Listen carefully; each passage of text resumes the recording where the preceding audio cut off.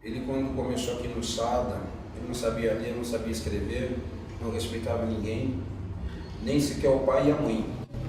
A Tainá teve sempre dificuldade de aprendizado, dificuldade de comunicação, passou em neuro, passou em psiquiatra, passou com tudo que eu pude levá-la. Só vivia à base de remédio na escola, não sabia cores, não conhecia letras.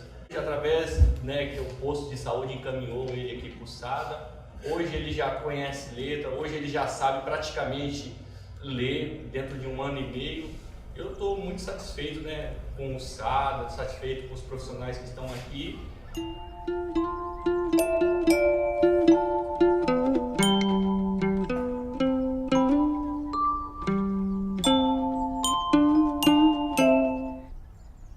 As dificuldades que ainda não foram superadas, como que vocês lidam com ela?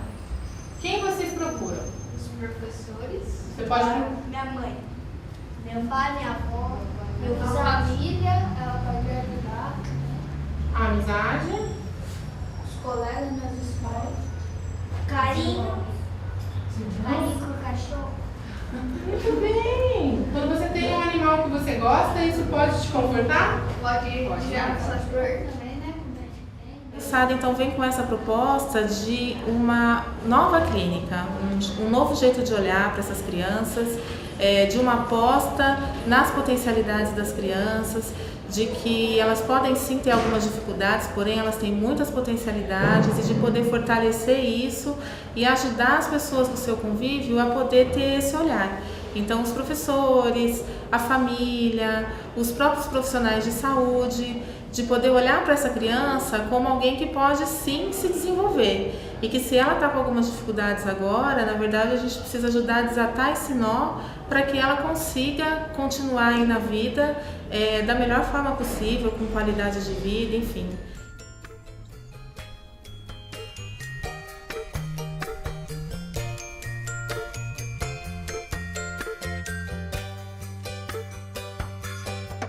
Antigamente não chamava de distúrbio de aprendizagem, não, chamava de dificuldade escolar. Aí eu pedi para a diretora se eu podia fazer um pequeno laboratório. Como professora, eu podia. E eu comecei a fazer com os meus alunos só, naquele tempo. Só que a criançada foi melhorando, lógico, eu estava com uma visão de fono. E aí outras professoras de outras matérias também foram pedindo. E aumentou o leque de crianças, aumentou o número de crianças. E isso chegou até a diretora, que quis falar comigo, eu contei da minha visão, o que podia acontecer, e foi aumentando e acabou chegando na Secretaria de Educação aqui da Prefeitura.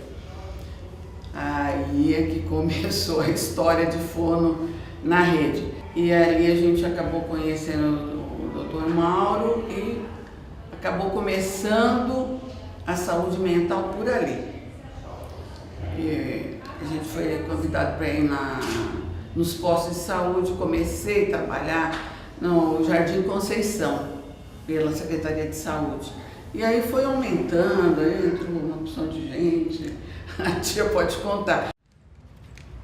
muito bom. Você escolheu mais alguns. Qual é esse? Relógio, a hora, O que a hora pode te ajudar, Marco? a ver os minutos. É mesmo? Muito boa, Marcos.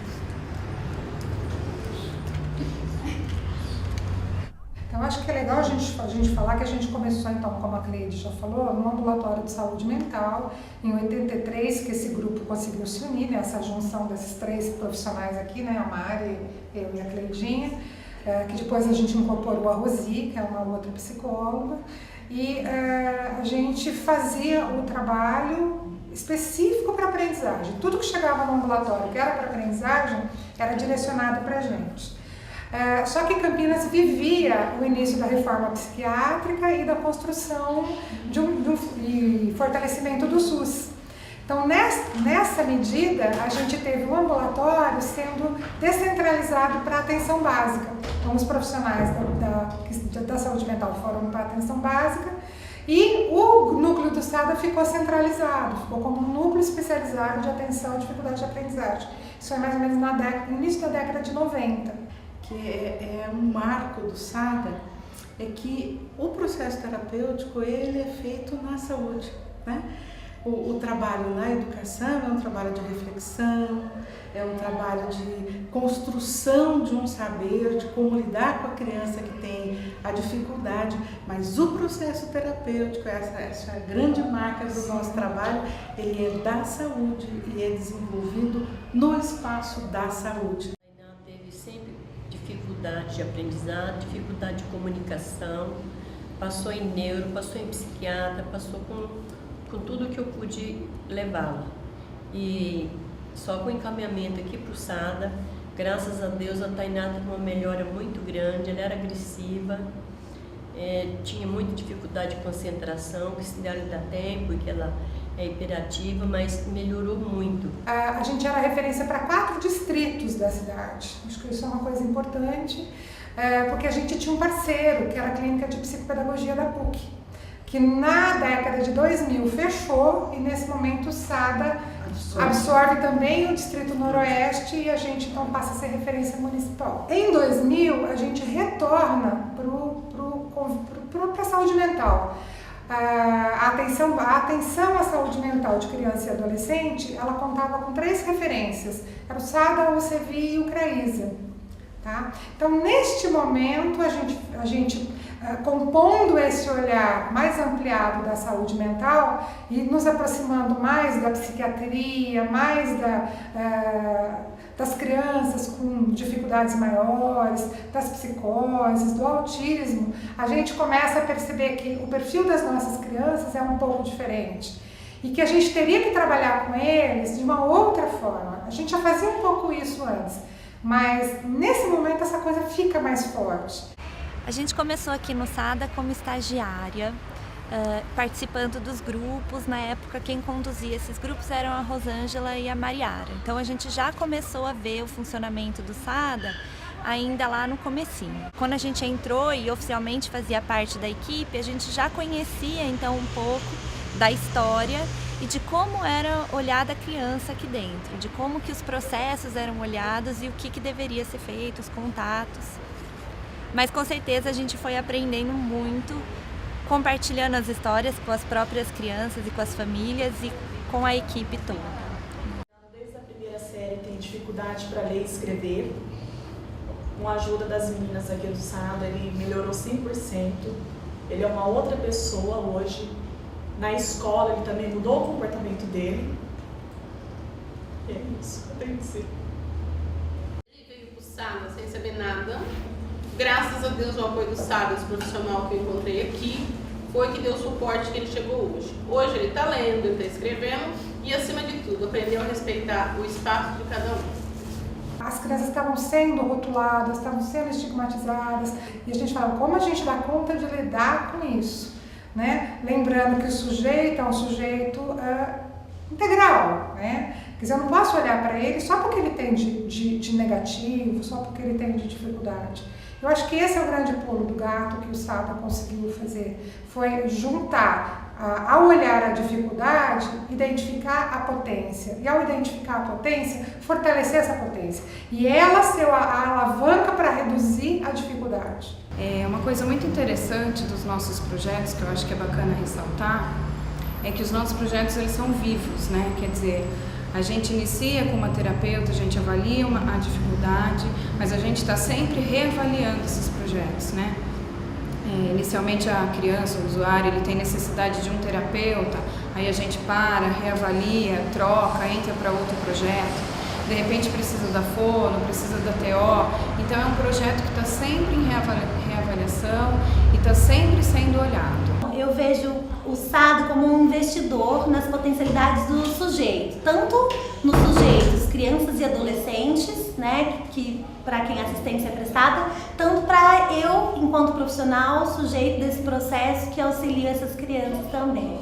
Eu fico muito grata, muito lisonjeada de fazer parte desse projeto.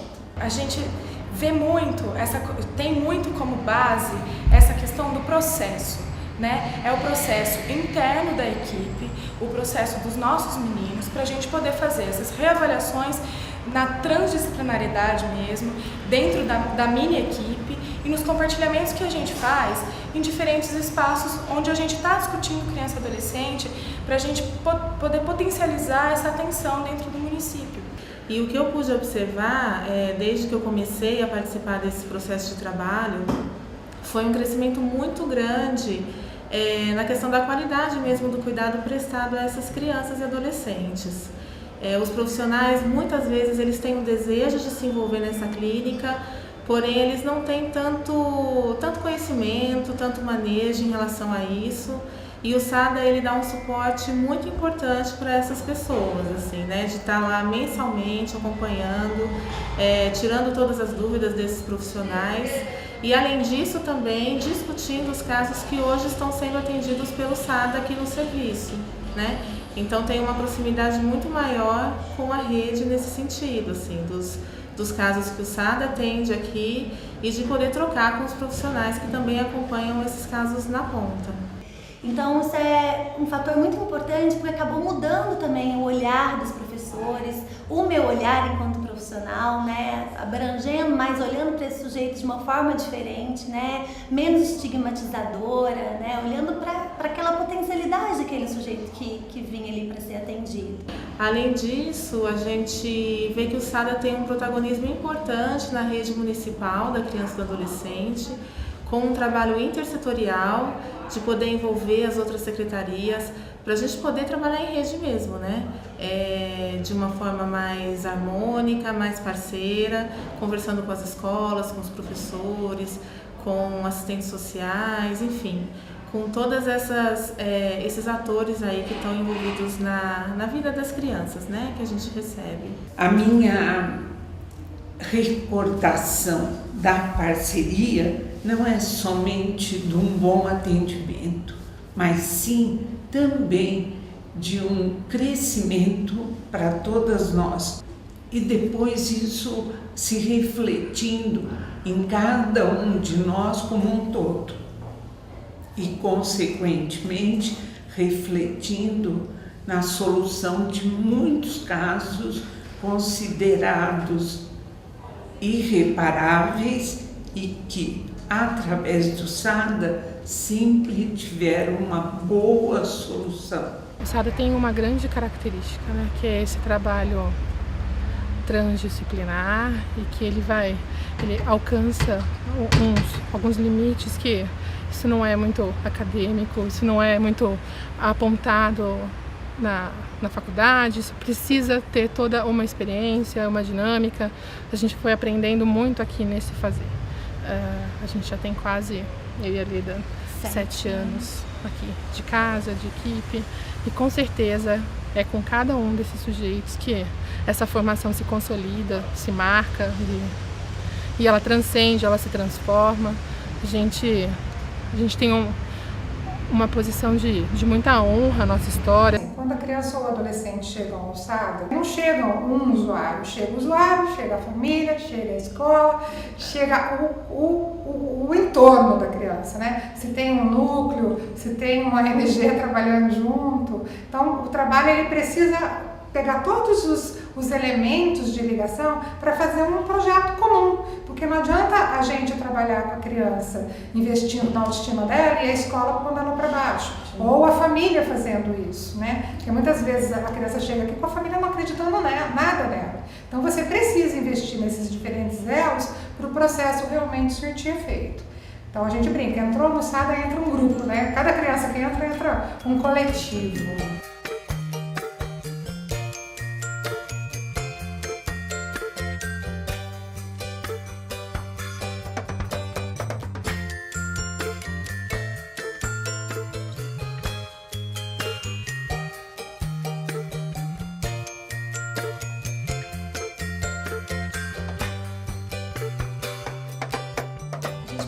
Falar o quanto a gente é grata às famílias, às crianças, aos adolescentes que compartilham com a gente as suas histórias. A gente ajudou eles a crescerem, mas acho que a gente cresceu muito mais.